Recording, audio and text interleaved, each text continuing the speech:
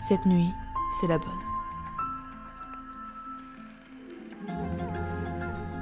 Et ça va recommencer. Encore et encore. Ça doit recommencer. Tu vas parler d'un tueur en série ? Non, de Pompéi. Mais ça n'a pas de sens. Bon, en fait, je me suis dit...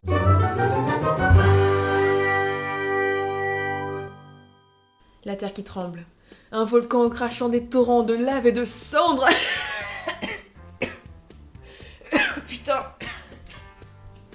C'est ce qui s'est produit le 24 août 79, date à laquelle la riche ville de Pompéi et 1 millier de ses habitants furent ensevelis sous des mètres de boue et de cendres volcaniques pour plus de 1500 ans. Pour situer un peu dans le contexte, Pompéi est une ville de l'Empire romain. Assez prospère, elle est fondée au 6e siècle avant notre ère, et grâce à sa position idéale, on y pratique l'élevage et l'agriculture du vin, des céréales et de l'olive. Le hic, c'est que les habitants ignorent qu'ils sont installés au pied d'un volcan. Ils savent que c'est pas une montagne comme les autres, mais pensent que c'est assez tranquille. Et ça a été en effet plutôt tranquille pendant plus de 1500 ans. La dernière fois que le Vésuve est réellement entré en éruption, c'était vers 1600 avant notre ère, à la protohistoire, où ce réveil a provoqué la destruction du village de Nola. Tout se passait donc plutôt bien à Pompéi. On y retrouve de nombreux artisans du textile, des ateliers de tannage, des touristes visitant les rues et les prostituées. On va y revenir après.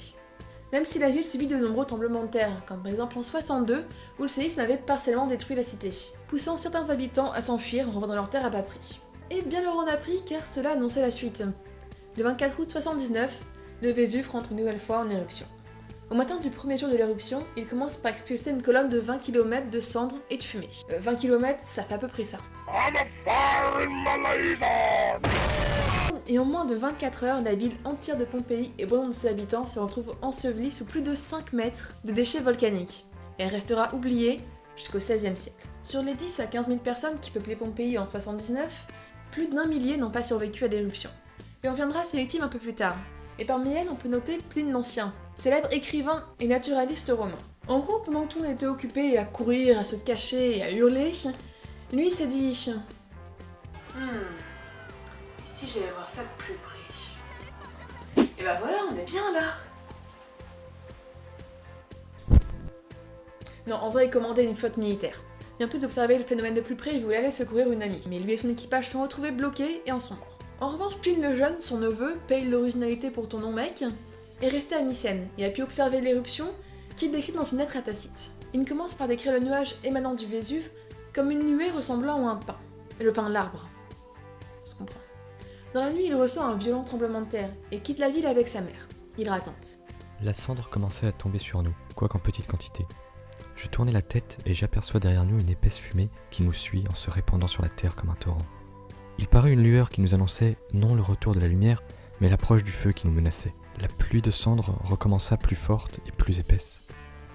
Bientôt, après nous revîmes le jour et même le soleil, mais aussi blafard qu'il apparaît dans une éclipse.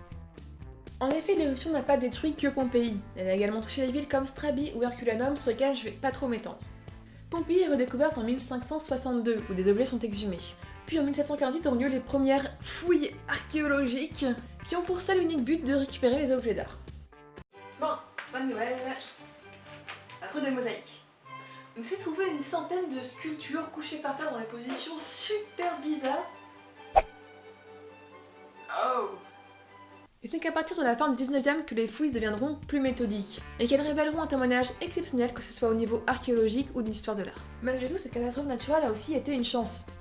Non, attendez, c'est parce que... Vous aussi, venez apprécier les catastrophes naturelles avec Histoire 2. Mais vous êtes des monstres. Non. L'éruption a permis un moulage exceptionnel des bâtiments, des corps, et même de la vie quotidienne. On va pas trop s'étendre sur la structure de la ville. C'est juste qu'elle est entourée de 66 hectares d'enceintes, et qu'elle possède toute la parure monumentale inhérente à une grande ville.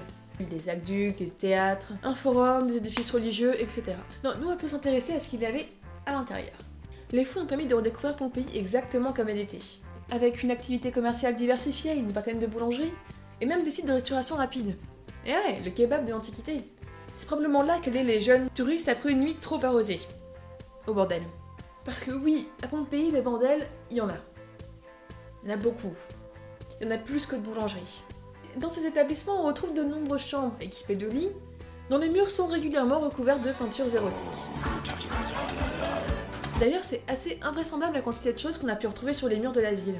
Ça va des inscriptions politiques ou publicitaires, au mec qui nous raconte qu'il a attrapé un rhume. Il y a des graffitis laissés par des touristes, mais aussi des caricatures, ou même des messages très personnels qui servent à déclarer un paquet de choses, ses amitiés, ses ennemis, ses succès. De façon générale, l'art semblait avoir une place très importante à Pompéi, que ce soit en peinture murale ou en mosaïque. Elle s'était très présente dans les maisons les plus aisées, par exemple dans la villa des Sei, avec sa peinture d'une scène de chasse recouvrant le mur du petit jardin ou son sol en mosaïque. Mais lorsqu'on parle de Pompéi, on ne peut s'empêcher de surtout penser aux corps pétrifiés. Ce phénomène est dû au recouvrement des victimes par des déchets volcaniques, qui ont réalisé un moulage en creux. En 1963, le directeur des fouilles, Giuseppe Fiorelli, a l'idée de couler du plâtre dans les creux, afin qu'une fois dégagés, les moules révèlent la position exacte de la mort. À l'heure actuelle, 1150 corps ont été retrouvés. Les victimes sont regroupées en 2 catégories sur le moment de leur mort. Dans le premier groupe, on retrouve 394 personnes, majoritairement découvertes en intérieur, sont des victimes qui ont majoritairement été tuées par l'effondrement des toits sur lesquels ils s'étaient abrités. Le second groupe est constitué de 655 personnes, la plupart mortes de suffocation. Ce sont des victimes qui ont cru pouvoir s'échapper au matin du second jour, mais qui ont été surprises par les nuées ardentes. À ces chiffres s'ajoutent une centaine de corps. Et ça, c'est simplement les victimes de Pompéi. Avec Herculanum, les nuées ardentes ont fait environ 3000 victimes. Mais ce qui est troublant pour Pompéi, c'est pas tant le nombre de morts que leur état de conservation.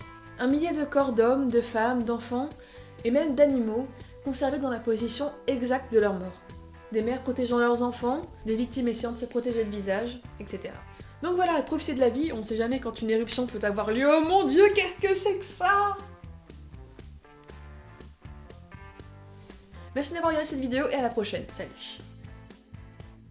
Et je voulais aussi remercier tous les nouveaux arrivants sur la chaîne, et ceux grâce à qui ça a été possible.